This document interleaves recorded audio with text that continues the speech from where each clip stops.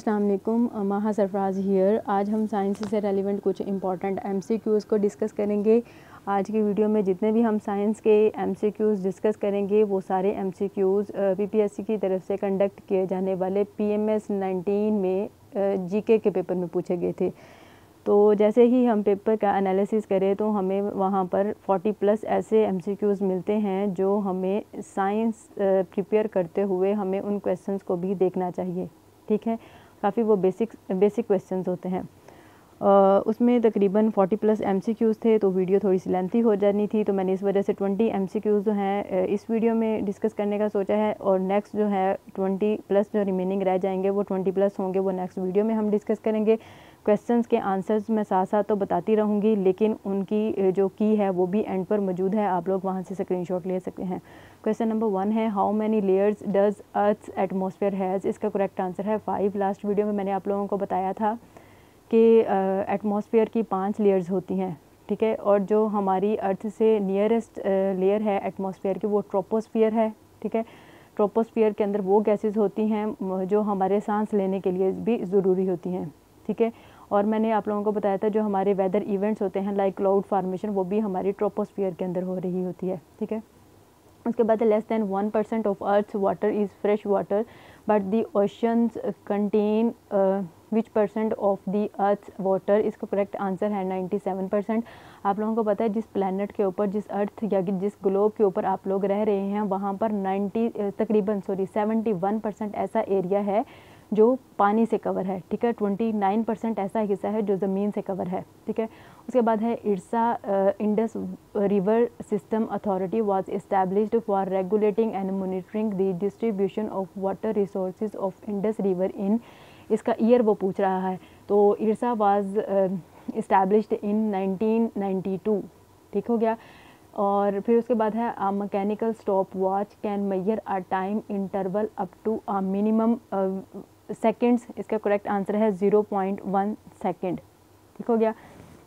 इरसा जो है इसकी बाज़ औक़ात वो एग्जैक्ट डेट भी आप लोगों से पूछ लेता है, तो आप लोगों ने याद रखना है ये 22 मई 1992 में इस्टेब्लिश हुई थी इरसा। ठीक है, इरसा वाज इस्टेब्लिश्ड इन 1992। ठीक है, और इसका मंथ और जो डेट है एग्जैक्ट वो कौन सी है, 22 मई। ठीक हो गया। ये काफ़ी इंपॉर्टेंट एमसीक्यूज़ हैं, ये सारे एमसीक्यूज़ आप लोगों ने डिटेल में देखने हैं, और जो मैं साथ उनके एक्सपेक्टेड क्वेश्चंस भी बता रही हूँ वो भी आप लोग नोट कर लिया करें। आप अलहदा से कोई नोट्स बना लिया करें ताकि आप लोगों को नेक्स्ट आप लोगों ने एडिशन करनी है या मैं कोई बात आप लोगों को बताती हूँ तो आप लोग उसमें ऐड कर सकें। ठीक हो गया। एटमॉस्फेयर के अंदर एक और बात मैं आप लोगों को बता देती हूँ, जो एयर होती है वो 2 तरह की होती है, कांस्टेंट और वेरिएबल।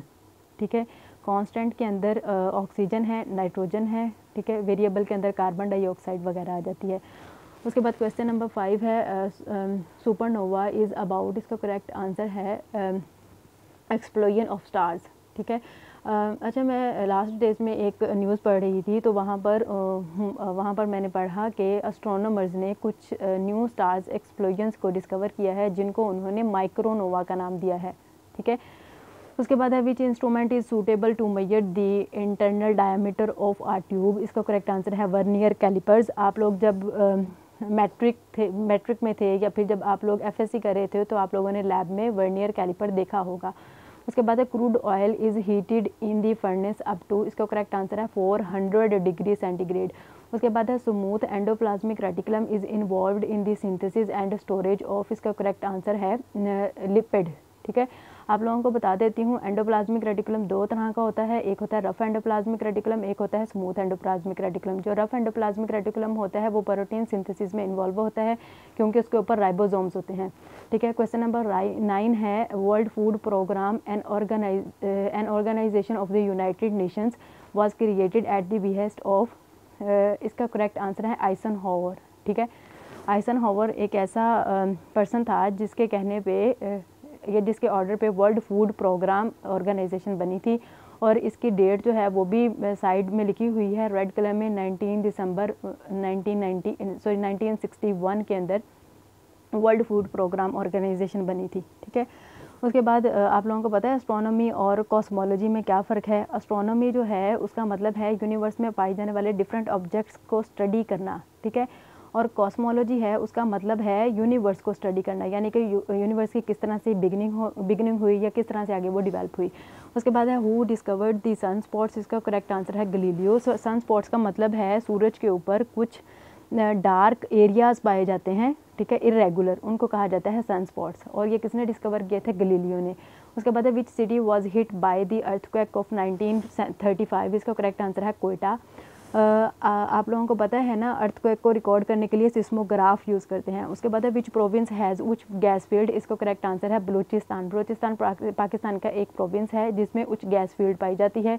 उसके बाद है 13 question, who invented bifocal spectacles and lightning rod, इसका करेक्ट आंसर है बेंजामिन फ्रैंकलिन। उसके बाद है अल कानून फ़ी अतिब is an encyclopedia of medicine in 5 books written by, इसका करेक्ट आंसर है एविसिना। आप लोगों को बता दूं कि हमारी 2 तरह की आई साइट होती हैं, जो प्रॉब्लम्स होते हैं आई साइट के। एक होता है मायोपिया और एक होता है हाइपरोपिया।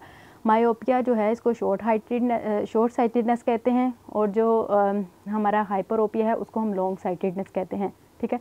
शॉर्ट साइटेडनेस का मतलब है कि नज़दीक चीज़ें हमें सही नज़र आती हैं लेकिन दूर से नज़र ठीक नहीं आती। और जो हमारा लॉन्ग साइटेडनेस है या हाइपरोपिया है उसके अंदर हमें दूर से चीज़ें तो ठीक तरह से नज़र आती हैं लेकिन नज़दीक वाली चीज़ें जो है वो हमें ठीक तरह से नज़र नहीं आती, ठीक है।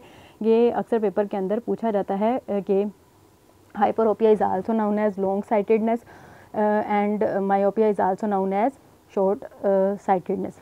उसके बाद है which is the second largest gas field in Pakistan which is being operated by OCGDL, इसका करेक्ट आंसर है Qadirpur gas field. Qadirpur gas field जो है ये सिंध के अंदर पाई जाती है, ठीक है। और पाकिस्तान की लार्जेस्ट गैस फील्ड है सुई गैस, जो कि बलूचिस्तान के अंदर पाई जाती है। उसके बाद है Mars neighbours of earth has natural satellites, इसका करेक्ट आंसर है 2। और अर्थ के कितने नेचुरल सैटेलाइट्स हैं? 1। उसके बाद है Max Planck won Nobel prize in physics in 1918 for the discovery of, इसका करेक्ट आंसर है एनर्जी क्वांटम। उसके बाद है the instrument use to measure the amount of liquid precipitation यानी कि rain over a set period of time, इसका correct answer है rain gauge, ठीक है। प्रेसिपिटेशन को मेजर करने के लिए जो हम इंस्ट्रूमेंट यूज़ करते हैं हम उसको कहते हैं रेन गेज। यहाँ पर एक और कॉन्सेप्ट आप लोगों को क्लियर करवा देती हूँ कि एयर के अंदर जो ह्यूमिडिटी होती है उसको मेजर करने के लिए कौन सा इंस्ट्रूमेंट हम यूज़ करते हैं? हाइग्रोमीटर, ठीक है। हाइग्रोमीटर आप लोगों को पता होना चाहिए रेन की हवा के अंदर जो ह्यूमिडिटी होती है उसके लिए यूज़ होता है। उसके बाद है सोलर इक्लिप्स अकर्स व्हेन, इसका करेक्ट आंसर है when moon comes between sun and earth, ठीक है।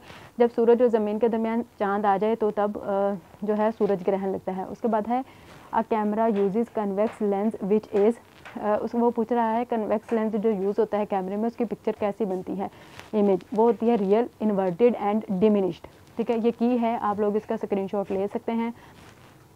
आज के लिए इतना ही था, लेकिन पार्ट 2 आप लोग ज़रूर देखिएगा, उसके अंदर बाकी क्वेश्चंस मैं डिस्कस करूँगी। थैंक यू सो मच, अल्लाह हाफिज़।